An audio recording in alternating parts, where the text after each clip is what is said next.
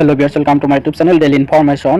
तो ছাত্ৰ ছাত্ৰীসকল যিসকলে তোমালোকে পেট এক্সাম দিছা তো কালি মই পেট এক্সামৰ যি কাউন্সেলিং হেতু লাইভ দেখাই ভিডিও এটা দিছিলো যে কেনেকৈ কাউন্সেলিং কৰিব লাগে, প্ৰিফাৰেন্স এড কৰিব লাগে বা ডকুমেন্টছ আপলোড কৰিব লাগে, কিন্তু কি হ'ল ইউটিউবৰ গাইডলাইন ভায়োলেশ্যন হোৱা বুলি কৈ আৰু পাৰ্সোনাল হেৰাসমেন্ট হোৱা বুলি কৈ ভিডিওটো ইউটিউবৰ পৰা ডাইৰেক্ট ৰিমুভ কৰি দিলে। সেই ভিডিওটো ৰিমুভ কৰিলে লগ লগ মই গ্যালাৰীৰ পৰা মই যেহেতু ডিলিট কৰিছিলো সেই ভিডিওটো আৰু নাপালো। লাষ্টত গৈ মই মোৰ ইউটিউবৰ ষ্টুডিঅ'ত গৈ মই অকল ভিডিওটো চাব পৰা আছিলো। তেতিয়া সেই ভিডিওটো ডাউনলোড নহয় পাৰি স্ক্ৰীন ৰেকৰ্ড কৰি আকৌ হেতু দিছিলো, গোটেই ডিটেইলছখিনি ব্লাৰ কৰি দিছিলো। একচুয়ালি মই পাৰ্সোনাল ডিটেইলছ শেয়াৰ কৰিছিলো ভিডিওটোৰ যোগেদি, এনেকুৱা হিয়তে ভাবিছে গোটেইখিনি ব্লাৰ কৰি দিয়াৰ পিছতো হেতু আকৌ দিয়াৰ পিছতো কি কৰিলে গাইডলাইন ভায়োলেশ্যন হোৱা বুলি কৈ আকৌ ৰিমুভ কৰি দিলে। তো সেইভাবে আকৌ ভিডিও এটা বনাবলগীয়া হৈছে, বনাই আছো। নাজানো এইটো ভিডিও আকৌ কি হ'ব, হয়তো এইটো ৰিমুভ হৈ যাব পাৰে। তো এবাৰ চাও, ট্ৰাই কৰি চাও। তো মই ইয়াতে শৰ্টকাট দেখুৱাম, কিছুমান ইনফৰমেশ্যন আগতীয়াকৈ দেখুৱাই ল'ম, তাৰপিছত ফিল আপ কৰিম। তেতিয়া সেইখিনি আৰু নেদেখাও, কাৰণ ইউটিউবে হয়তো সেইবোৰে তেওঁলোকে পাৰ্সোনাল হেৰাসমেন্ট হ'ব নিজৰ ডিটেইলছখিনি দেখুৱাও বুলি সিহঁতে ভাবিব পাৰে। তো ভিডিওটো হেগলৈ চাই থাকা, বুজি পাবা। তেনেকৈ কৰি যাম, ষ্টেপ বাই ষ্টেপ দেখুৱাম। তো আপোনালোকে নিশ্চয় জানে যে ভিডিওটো দুবাৰ কালি আপলোড কৰাৰ পিছতো প্ৰায় 1 ঘণ্টা 1.5 ঘণ্টামান সময় নষ্ট কৰাৰ পিছতো ইমান দীঘলীয়া ভিডিও এটা বনোৱাৰ পিছতো কি হ'ল ৰিমুভ কৰি দিলে। তো আজি চাও কি হয় আকৌ। তো তোমালোকে যিকোনো এটা ব্ৰাউজাৰত আহিবা, ক্ৰমত আহিবা, আহি লিখিবা dt.assam.gov.in। মই অলৰেডি ইয়াতে আহিছোঁ। আহাৰ পিছত ইয়াতে আহি তোমালোকে লগ ইন কৰিবা, ডেস্কটপ মড কৰি ল'বা মোবাইল। তাৰপিছত ইয়াতে চোৱা choice filling and documents uploading portal for the polytechnic admission test 2022-23। ইয়াতে ক্লিক কৰি তোমালোকে লগ ইন কৰিবা। এইখিনি নিশ্চয় গমেই পাইছা কেনেকৈ লগ ইন কৰিব লাগে। তো লগ ইন কৰোঁতে ইয়াতে তোমালোকে দিব লাগিব পেটৰ ৰোল নম্বৰ আৰু ডেট অফ বাৰ্থ। তাৰপিছত ইয়াতে কেপচাৰটো মাৰি ডাইৰেক্ট লগ ইন কৰিব লাগিব। তো মই এইটো ডাইৰেক্ট লগ ইন কৰিম, ভিডিওটো স্কিপ কৰোঁ। তো ইয়াতে পেটৰ ৰোল নম্বৰ আৰু ইয়াৰ পৰা তোমালোকে এনেকৈ ডেট অফ বাৰ্থটো সিলেক্ট কৰিবা, এইখিনি নিশ্চয় পাৰিবা। তো মই এইখিনি আগত ফিল আপ কৰি লওঁ, তাৰপিছত লগ ইন কৰি লওঁ।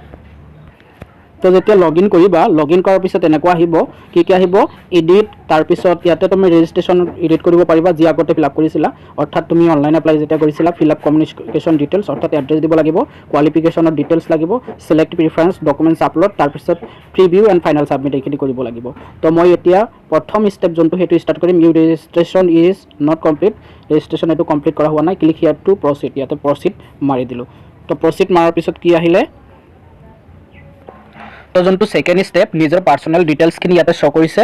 তো ওপৰৰ ফালে শ্ব' কৰিছে সেইখিনি নেদেখুৱালোঁ, তলৰখিনি দেখুৱালোঁ, কাৰণ ওপৰত নাম, দেউতাৰ নাম, মোবাইল নাম্বাৰ, ইমেইল আইডি সেইবোৰ আছে। হয়তো সেইবোৰে আমাৰ কাৰণ হ'ব পাৰে ভিডিঅ' ৰিমুভৰ, ইউটিউবৰ গাইডলাইনৰ বাহিৰত হ'ব পাৰে, সেইখিনি নেদেখুৱালোঁ। তো ওপৰত লিখা আছে, আপুনি যেতিয়া সেকেন্ড ষ্টেপত আহিব আপোনাৰ নাম সেইখিনি শ্ব' কৰিব, তাৰপিছত ডেট অফ বাৰ্থ সেইবোৰ শ্ব' কৰিব। আপুনি যদি কিছুমান চেঞ্জ কৰিব পাৰিব, কিছুমান চেঞ্জ নহয়, বা মোবাইল নাম্বাৰ সেইবোৰ চেঞ্জ হ'ব। তাৰপিছত ইয়াতে আপুনি মেল ফিমেল সেইবোৰ চিলেক্ট কৰিব লাগিব, ডটাৰ অফ এইবোৰ ইয়েছ বা ন', কি হয় পাৰ্মানেণ্ট ৰেচিডেণ্ট হয়নে নাই অসমৰ। তো কেটেগৰীটো জেনেৰেল। তাৰপিছত কেটেগৰী যদি চেঞ্জ কৰিব বিচাৰে, যে বাই মিষ্টেক কিবা এটা হৈ গৈছিল চেঞ্জ কৰিব পাৰিব, EWS হয় নেকি, যদি হয় ইয়েছ এইবোৰ কৰিব। কৰাৰ পিছত আপুনি নেক্সট মাৰিব। তো নিশ্চয় সেভ এণ্ড কণ্টিনিউ মাৰিব লাগিব। ইয়াতে পাৰ্সোনাল ডিটেইলছখিনি গ'ল। তো মই এইটো সেভ এণ্ড কণ্টিনিউ মাৰি তাৰপিছত নেক্সট ষ্টেপত গুচি গৈ আছোঁ। তো নেক্সট ষ্টেপটো হৈছে কমিউনিকেশ্যন ডিটেইলছ, অৰ্থাৎ এড্ৰেছটো পাৰ্মানেণ্ট এড্ৰেছ দিবা।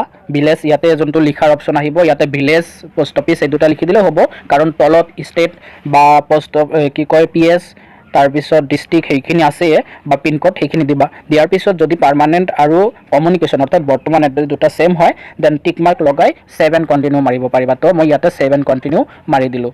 সেভ এণ্ড কণ্টিনিউ মাৰাৰ পিছত ছাকচেছ হৈ গ'ল, ছাকচেছফুল কমিউনিকেশ্যন। তো ইয়াৰ পিছত আহিব যোনটো 3 নম্বৰ ষ্টেপ। তো 3 নম্বৰ ষ্টেপটো এতিয়া মই দেখাই আছোঁ কি আহিছে। ইয়াতে যোনটো 3 নম্বৰ ষ্টেপ আহিছে, কোৱালিফিকেশ্যন ডিটেইলছ SSLC অৰ ইকুইভেলেণ্ট এক্সাম।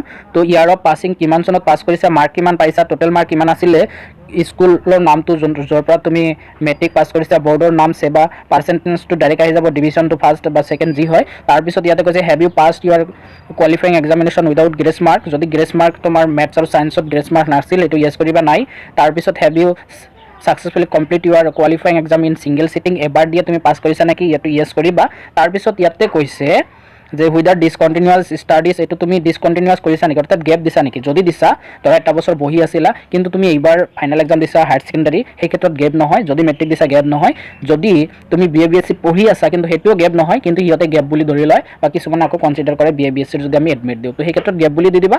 গেপ বুলি ইয়েছ দি তুমি গেপ চাৰ্টিফিকেট এটা ওলাবা। গেপ চাৰ্টিফিকেট একেবাৰে সহজ, ওলাব পাৰোঁ, কেনেকৈ ওলাব পাৰোঁ সেইটো লৈ ভিডিঅ' দিয়া আছে, চাই ল'বা। তো ইয়াতে মই এইটো ইয়েছ কৰিলোঁ, যিহেতু 21ত হায়াৰ ছেকেণ্ডাৰী পাছ কৰা। তাৰপিছত ইয়াতে মাৰ্ক ডিটেইলছ লিখিব লাগিব। ইংলিছত কিমান পাইছা, টোটেল মাৰ্ক কিমান, ছায়েন্সত কিমান পাইছা, টোটেল মাৰ্ক কিমান, মেথছত কিমান পাইছা, টোটেল মাৰ্ক কিমান, গোটেইখিনিত আকৌ তিনিটাৰ এভাৰেজ মাৰ্কটো ইয়াতে আহি যাব। তো এইখিনি অহাৰ পিছত 7 কণ্টিনিউ আকৌ মাৰি দিবা।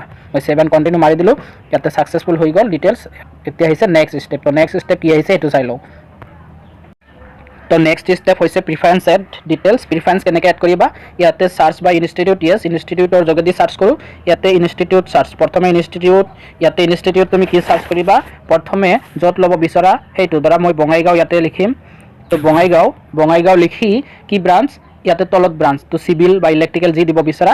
মই চিভিল অলৰেডি চিলেক্ট কৰা আছে, সেইকাৰণে ইলেক্ট্ৰিকেল কৰিলোঁ। কৰাৰ পিছত ইয়াতে যোনটো এড অপশ্যন আছে, এই এড মাৰিবা, তেতিয়া এড হৈ গ'ল। তো মোৰ এড হৈ গ'ল। এনেকেই 4-5টা বা তুমি যিমান বিচৰা এড কৰিব পাৰিবা। ধৰা 10টা 20টা 30টা যি পাৰা তুমি এড কৰি দিব পাৰা। তো মই এইখিনি এড কৰি লওঁ। কেনেকৈ, ইয়াতে প্ৰিফাৰেঞ্চ কেনেকৈ এড কৰিব লাগে, ইয়াতে প্ৰথমে ইনষ্টিটিউট চিলেক্ট কৰিবা। ইনষ্টিটিউট মই বৰপেটা চিলেক্ট কৰিলোঁ। ধৰা ইয়াতে চাৰ্চো কৰিব পাৰোঁ, বৰপেটা পলিটেকনিক। ব্ৰাঞ্চটো কি লাগে তোমাৰ, ইয়াতে ব্ৰাঞ্চ যেনেকুৱা মেকানিকেল মাৰি ইয়াতে এড বোলা অপশ্যনত আকৌ এড মাৰি দিলোঁ। তো এইটো এড হৈ গ'ল। তাৰপিছত আৰু এড কৰিব মন, এতিয়া মই ইয়াতে যদি মই লিখোঁ গোৱালপাৰা, ইয়াতে লিখিলেও হ'ব, তলত নামখিনিও আহি যাব। তো গোৱালপাৰা, ইয়াতে আহি গ'ল গোৱালপাৰা পলিটেকনিক। কি ব্ৰাঞ্চ ল'ম, এতিয়া ধৰা মই ইলেক্ট্ৰিকেল মাৰি ইয়াতে আকৌ এড অপশ্যনত মই ক্লিক কৰি দিলোঁ, আকৌ এড হৈ গ'ল। তো ইয়াতে টোটেল চোৱা 14টা প্ৰিফাৰেঞ্চ এড কৰা হৈছে। মই আৰু এড কৰিম, তো আৰু কেইটামান এড কৰি লওঁ। তাৰপিছত এইবোৰ যে মই এড কৰিছোঁ প্ৰিফাৰেঞ্চ আপ ডাউন কৰিব পাৰিম। কেনেকৈ আপ ডাউন কৰিব পাৰিম সেইখিনি আপ ডাউন কৰিয়াই মই দেখুৱাই দিম, যে বঙাইগাঁৱটো বোলে 1 নম্বৰত আছে, 2 নম্বৰত আনিব লাগে প্ৰিফাৰেঞ্চটো, বা তেনেকৈ যদি কিবা কম বেছি কৰিব লাগে সেইখিনি কৰিব পাৰোঁ। কেনেকৈ কৰিব পাৰোঁ সেইখিনিও দেখুৱাই দিম। তো আৰু কেইটামান মই আগত এড কৰি লওঁ, তাৰপিছত আপোনালোকক সেইখিনি ডিটেইলছ দেখুৱাই আছোঁ। তো মোৰ ইয়াতে চোৱা টোটেল 22 প্ৰিফাৰেঞ্চ এড কৰা হৈ গ'ল। তো 22 প্ৰিফাৰেঞ্চ, ইয়াতে total preference 22, total choice selected 22। ইয়াতে মই কিছুমান আপ ডাউন কৰিম, প্ৰিফাৰেঞ্চ আপ ডাউন কৰিম। তো চিভিল দিয়া আছে, 3 number civil, Goalpara civil, Nagaon civil, তো তাৰপিছত বাক্সা পলিটেকনিক চিভিল, তাৰপিছত চিৰাং চিভিল, শিলচৰ, এই শিলচৰটো মই তলত আনি দিওঁ। তো ইয়াতে প্ৰিফাৰেঞ্চ আপডেট বুলি আহিছে। ডিব্ৰুগড়টো চিভিল আছিলে, ডিব্ৰুগড়টো তলত আনি দিওঁ। শিলচৰ আৰু তলত আনিম, তো শিলচৰ যদি আৰু তলত আনিব লাগে আৰু আনি আছোঁ, শিলচৰ আৰু তলত আনি দিওঁ। শিলচৰ, এইটো শিলচৰ আকৌ তলত আনিলোঁ, 10 নম্বৰত আহি গ'ল। এতিয়া আকৌ শিলচৰ 11 নম্বৰটো আহিছে, তো 10 নম্বৰটো এইটো শিলচৰ 11 নম্বৰত আহি গ'ল। আৰু 11 নম্বৰৰ পৰা আকৌ লৈ গ'লোঁ, প্ৰিফাৰেঞ্চটো তলত আনি আছোঁ শিলচৰ। ইয়াতে শিলচৰ আকৌ তলত আনিলোঁ, এনেকৈ তলত আনি দিলোঁ। তো ওপৰত উঠাই দিওঁ, কি ওপৰত উঠাই দিম, চিৰাং ওপৰত উঠাইলোঁ, আৰু ওপৰত উঠাই দিলোঁ, চিৰাংটো আকৌ ওপৰত উঠাই দিলোঁ। তো এইখিনি চিৰাঙত ৰাখি দিলোঁ, কাৰণ শিলচৰটো বহুত দূৰত হয়, সেই ক্ষেত্ৰত মই একেবাৰে তলত দিলোঁ। গোৱালপাৰাটো ওপৰত উঠাই দিলোঁ, নলবাৰী পলিটেকনিক এইটো ওপৰত উঠাই দিলোঁ, আসাম ইঞ্জিনিয়াৰিং ইলেক্ট্ৰিকেল এইটো ওপৰত উঠাই দিওঁ শিলচৰতকৈ, বঙাইগাঁও অটোমোবাইল, গোৱালপাৰা মেকানিকেল, বঙাইগাঁও এইটো ওপৰত উঠাই দিওঁ, আকৌ ওপৰত উঠাই দিলোঁ।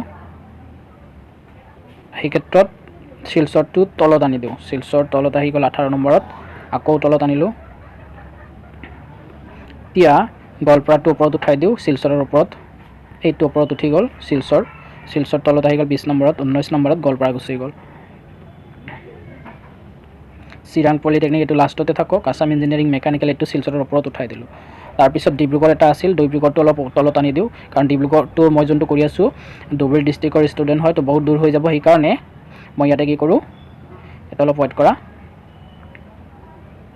ডিব্ৰুগড় ক'ত বা চালোঁ, ইয়াতে শিলচৰ ওপৰত এটা আছেয়ে, ডাবল হৈছে শিলচৰ, তো শিলচৰ আৰু তলত নমাই আছোঁ।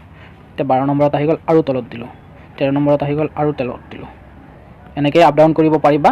তো আপ ডাউন কৰি যেতিয়া শেষ হ'ব তোমালোকে ফাইনেল কৰিব লাগিব। তো তো মোৰ মোটামুটি মিলোৱা হ'ল প্ৰিফাৰেন্স এড কৰা হ'ল। তো আৰু এড কৰিব পাৰিবা, মই 26টা ইয়াতে কৰিছোঁ, তাতকৈ আৰু বেছি কৰিব পাৰিবা, তোমালোকে যি মন যায় প্ৰিফাৰেন্স এড কৰা। কেনেকৈ কৰিব লাগে সেইখিনি ডিটেইলছ কৈছিলোঁৱে, তো তোমালোকে তেনেকৈ কৰা। এতিয়া মই সেভ এণ্ড কণ্টিনিউ মাৰি দিম, সেভ এণ্ড কণ্টিনিউ মাৰিলোঁ।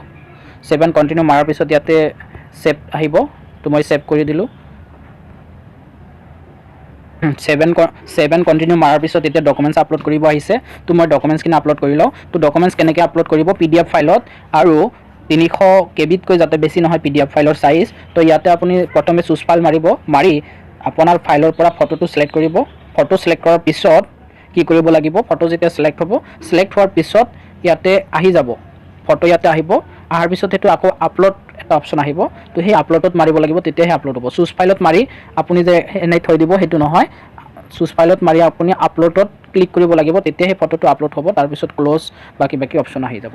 তো মই সেইখিনি দেখুৱাই দিওঁ কেনেকৈ কৰিব লাগে। তো যিখিনি ডকুমেণ্টছ লাগে সেইখিনি মই আপলোড কৰিলোঁ। তো সেইখিনি আপলোড কৰোঁতে ভিডিঅ' বনাইছিলোঁ, কিয় বা সেই ভিডিঅ'টো সেইখিনি মোৰ গ্লাইজ ছেভ নহ'ল, সেইকাৰণে আকৌ থুলমূলকৈ বুজাই দিবলগীয়া হৈছে।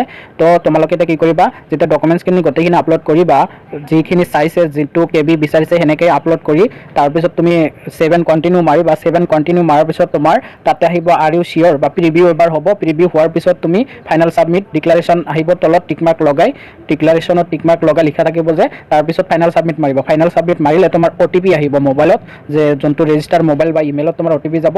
OTPটো মাৰাৰ পিছত তোমাৰ ভেৰিফাই কৰিবা, ভেৰিফাই কৰাৰ পিছত তোমাৰ এনেকুৱা আহি যাব। তো কেনেকুৱা আহি গ'ল যে your registration process is complete, download your acknowledgement slip. তো ডাউনলোড একনলেজমেণ্ট শ্লিপ ইয়াতে মাৰি তুমি যিখিনি ডিটেইলছ দিলা, অৰ্থাৎ যিখিনি তোমালোকে কাউন্সেলিং কৰিলা, সেই গোটেইখিনি ডিটেইলছ ইয়াতে, যোনটো আমি ৰিচিপ্ট বুলি ক'ব পাৰোঁ, ইয়াতে নিজৰ ডিটেইলছখিনি শ্ব' কৰিব। গোটেইখিনি ডিটেইলছ ইয়াতে চাবা, ক'ত প্ৰিফাৰেন্স দিছিলা, কি ডকুমেণ্টছ আপলোড কৰিলা, গোটেইখিনি ইয়াতে আহি যাব। তো এনেকৈয়ে আপোনালোকে নিজৰ কাউন্সেলিং কৰক।